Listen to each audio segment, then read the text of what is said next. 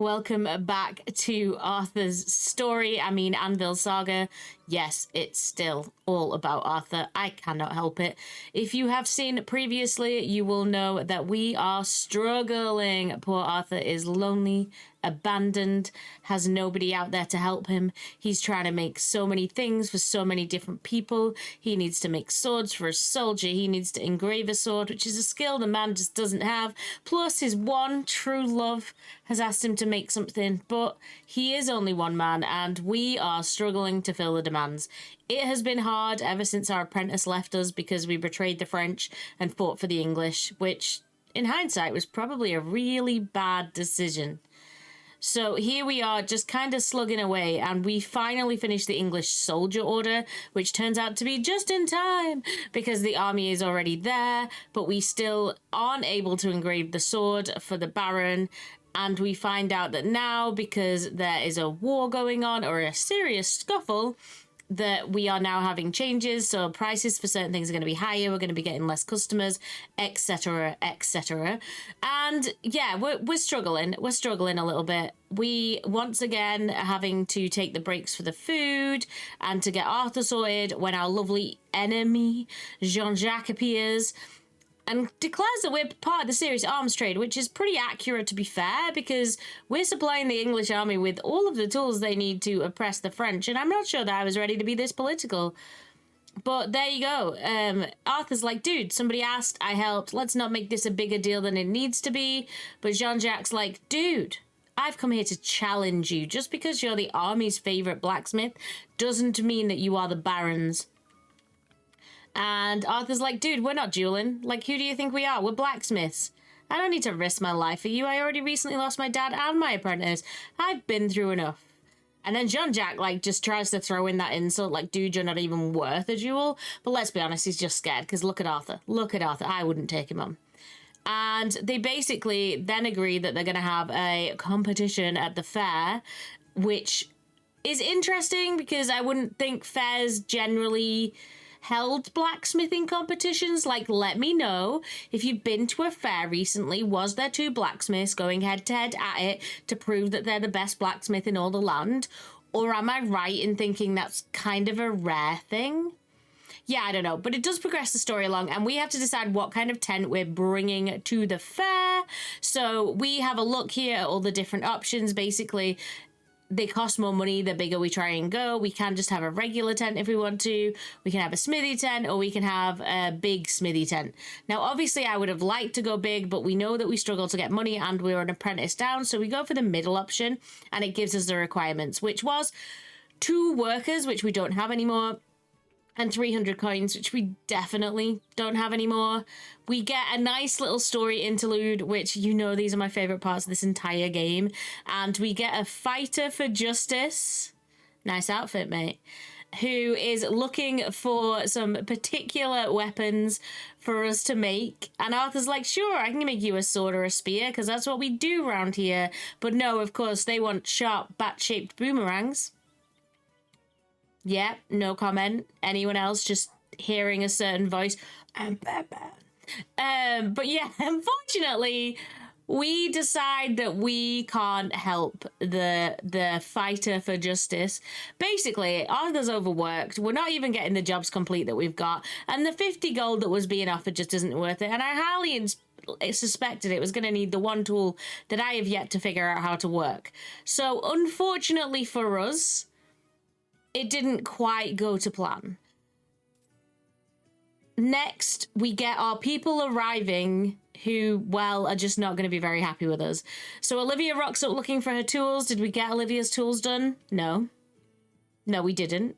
Time got the better of us. Now, of course, this isn't good because it was a job we were doing for free for the love of our life. And Olivia's all like, oh, that's okay, Arthur, I understand. But I'm like, dude, is this it? Is this what ruins my love? The Baron? Ugh, the Baron is so angry at us. The fair's in 2 days. Where's the inscription? Oh, really sorry. I'm up to neck in work and I'll get to it right away. I just need some more time. This is a lie, Arthur, because you don't have the skills. Arthur, you do not have the skills to do this. We know this. This is why we have been struggling, because we bought a machine that we aren't capable of using. And we haven't hired anyone that can use it. So the Baron, obviously understandably annoyed, decides that it's time to go to Jean-Jacques, our lovely enemy over there. And yeah, it's a little bit annoying. It's a little bit annoying. But Olivia comes back with a redemption arc. Father is letting her go to the dance at the fair for the very first time, and she wants a good set of earrings. So we agree to make him. Again, we're going for the basic ones, and the reason we're going basic is so that we don't have to use that equipment that we don't know how to use. But hopefully this will get us back in Olivia's favor, because obviously we did mess up. And we do manage to get these completed on time. They were a very, very simple job to do. And she thinks they're really beautiful and she's really happy with it. So all in all, that we think that maybe we've saved this little relationship, but also she pays really well, which is pretty cool. Now, obviously we do have now a lot of money towards the money we needed to get in order to get our fair stand going. So life is looking pretty good, but we have to have 2 workers. So we hire this worker. Now, this worker does not have the smithy skill, so if I was smart, I would not have done this, but it was too late. I pressed the button. So now we do have a new worker, and we can send them down to the mines, and we kind of now just fall into the rhythm of trying to earn this 300 that we need in order to get the fair ready. Now, I'm not going to lie to you all.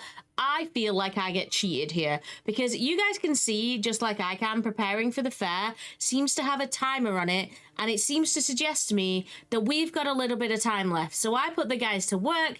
We get our rhythm going of our 2-man team. One's smelting, one's getting ore, one's turning out the orders for the customers, and we are starting to make some money. Like, it's not a lot, but we are getting there, and we should be able to do this. There should absolutely be no issue. We have all that time left. Like, look at it. It's still the word preparing is still coloured in. So I feel like we have time to complete all of these orders. We only need another 150 gold. If we just smash it out and they all work through the night, I absolutely 100% believe that Arthur's going to be able to do this. I like the new guy, Bernard. I think he's kind of cute. I think we're going to be able to pull this off. We're going to make some witches' cauldrons.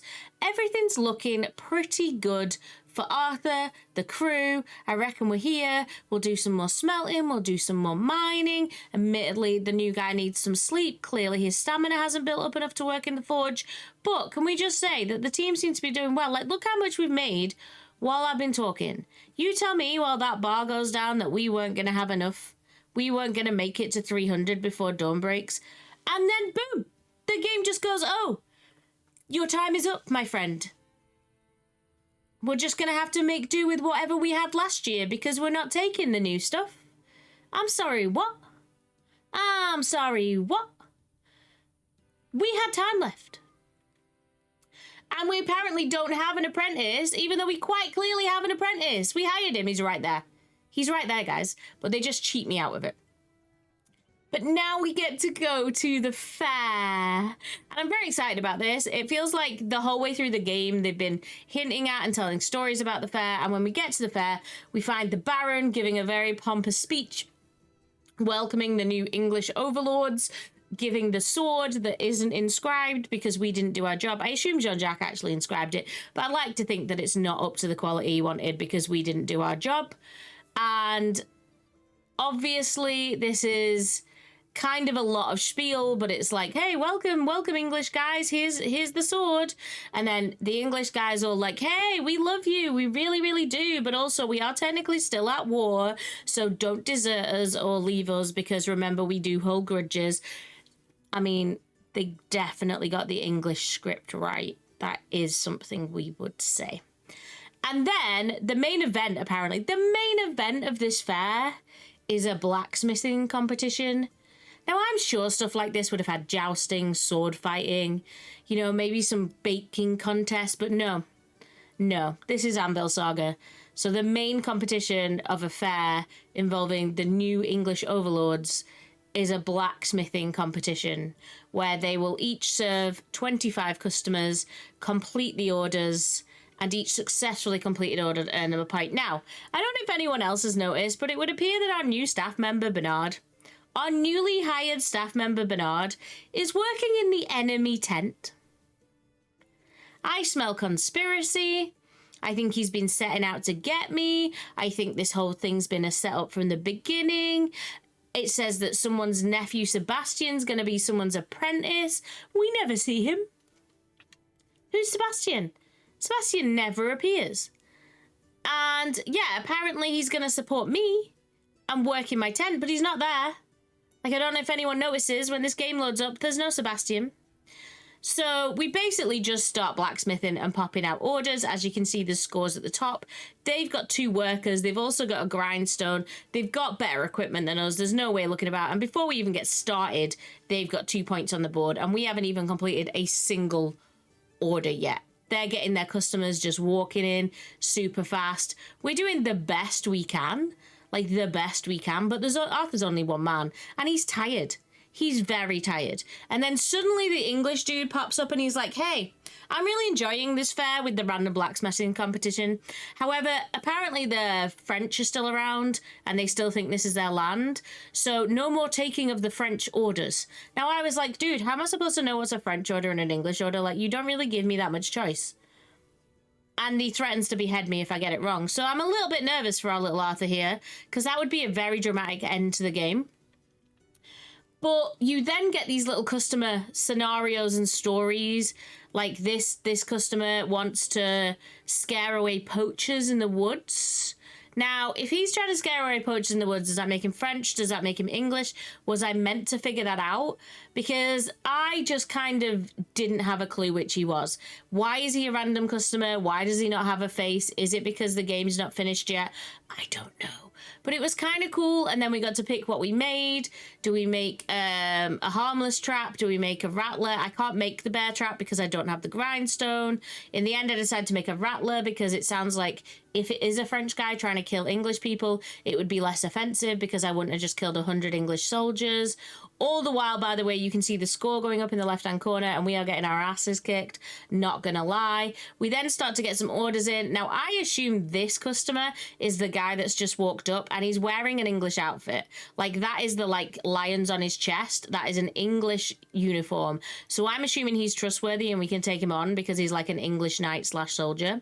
We then put Arthur to work, and I'm not gonna lie, I knew I was going to lose from this point onwards because I'm one man and they have 2 men and an extra thing that I don't have. Like, I can't even do the things they ask. But the customer seems quite happy with his little rattler that I gave him. We then get this guy who pops up who no longer wants to be a farmer and instead would like to learn a new craft of execution. I can't lie, I've said it before, the dialogue and the characters and the little extra bits in the story have always been what's made this so much enjoyable for me. And one of the reasons that I absolutely adore this game is because they just keep making it interesting and different, and I really enjoy it. Now, at this point, we do get ahead, and I'm like, oh my god, Arthur's going to win this. Arthur's going to win this, guys. And I get really excited. I'm having a look, then they catch back up a little bit. I'm starting to think maybe we can do this. The orders are backing up though. We don't have enough ingots anymore. I don't know what to do. That guy's definitely an English soldier, so I take his order. But now, as you can see, like, we're just getting masses of order that we just do not have the equipment to do. If we'd have had 2 of us, maybe we could have pulled this off. I don't know, but I definitely think so. Also, we don't have a big enough smithy, so we're going to start to run out of stuff. We gave the guy his order. Jean-Jacques comes over. How are you doing? We're a bit busy over here, Jean-Jacques. Maybe you should go do some work. But of course, Jean-Jacques is not doing the work himself. He's got 2 staff in his tent. Poor Arthur has been sweating all day. Jean-Jacques comes over here and is like, your stand's rubbish. And I agree with him, okay? I agree with him. We didn't do a good enough job, guys. I didn't have enough money. I didn't get the second member of staff. It's a rubbish looking stand. I'm a little bit ashamed for Arthur because Arthur deserved better. I feel like I let the side down. I feel like poor Arthur is letting England down. And to be honest, it was a bit disheartening, this bit. But Jean-Jacques stole one of our customers, and then the competition is over and we didn't win. Like, just to make it clear, we did not win. But Jean-Jacques does win. He takes the gold. He takes the fame. He takes the fortune. And I am really worried because that lovely dude stood next to us right now is Finley, who's the dad of Olivia. And I was like, dude, Are we about to get told that because we lost the blacksmithing competition, we've also lost our woman's heart? Like, are we not going to be allowed? But then he comes over and he's like, oh, what a great competition, such a race. Like, he's proud of us. And we're like, hey, how are those tool shipments to help you out? Yeah, do you remember? Do you remember how I helped you out? Do you remember how I helped you out? And he's like, yeah, Arthur, I couldn't have done it without you. And we're like, oh, maybe there's hope. And then we want to know if he's going to the dance because we don't want him cramping our style when we start to hit on his daughter. And he's like, no, dude, I'm too old for that. But I've said my daughter can go. Good dad. Good dad. And then Arthur's all like, hey, dude, with your permission, I'll get her home safely. Yeah, right. Via your smithy, Arthur. I know what you're up to. I know what you're up to, Arthur, and I'm okay with it. I am Team Arthur Olivia. Wait, would they have a ship name? Olivia? No. Arriva. Arriva? That's a bus company. Anyway, we're Team Arthur and Olivia. Like, we're go team. Okay. And then Olivia's here, and she's like, dude, I was rooting for you. You nearly had it. We never had it. We never had it, Olivia, but I am so grateful for you. And thank you very much for sticking up for us. And then they have this cute little moment where it's like, hey, you wouldn't be going to the dance, would you? And she's like, yeah, of course I'm going to the dance. And he's like, oh, well, if you wouldn't mind, I'd like to hang out with you and spend some time with you. Like, because your dad said I can walk you home. And she's like, oh, Arthur, I've been waiting for this moment for so long. Anyway, that's not really what happens, but you know what? You read between the lines, guys. Read between the lines. These two are hooking up in the back of the smithy. It's happening. It's happening. We then get this cute little thing to say that the French Baron and the British Commander both like beer. There's a shocker. Arthur and Olivia happily danced all evening. What will the future hold for them? Jean-Jacques enjoyed his own victory because there may be a lot of women, but there was only one court blacksmith and that was now him, which, you know, I kind of enjoy. Finley's just over here with a chicken. He doesn't even get a title or description or caption. He just gets, hey, I'm me with a chicken. And then we get this shocker of a scene. Arthur on the way home from the fair after losing, after dancing all night with Olivia, the bandits approach and take him. Now, you remember the bandits that I said were trying to be, like, smooth, like Robin Hood, and we ditched them and said, no, we didn't want to do work for them. Once again, the consequences of our actions. But they said they're not going to take everything from us, so I'm guessing that in year 2, we would start with a lot less. However, the lovely narrator pops up, who's been present for the whole story, and tells us that that's the end of our first year. And then we get this screen, and that's it. It's the end of the Arthur story. I'm so heartbroken. Honestly, let me know if you are too.